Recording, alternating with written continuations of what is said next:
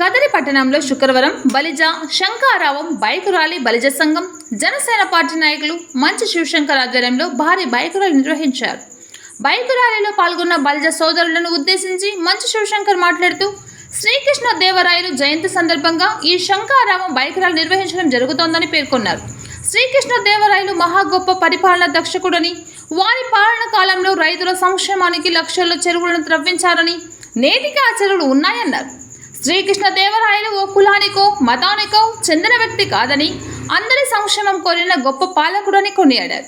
బలిజ కులస్తులంతా ఐక్యమత్యంతో ముందుకెళ్దామని పిలుపునిచ్చారు. పార్టీలకు అతీతంగా పార్టీలకు ఎవరైనా సమస్య వచ్చినప్పుడు పరస్పరం ఒకరినొకరు సహకరించుకుందామని పిలుపునిచ్చారు. రాష్ట్రంలో బలిజలు 27% ఉన్నారని, రాజకీయ పార్టీలు బలిజలకు ప్రాధాన్యత కల్పించాలని డిమాండ్ చేశారు.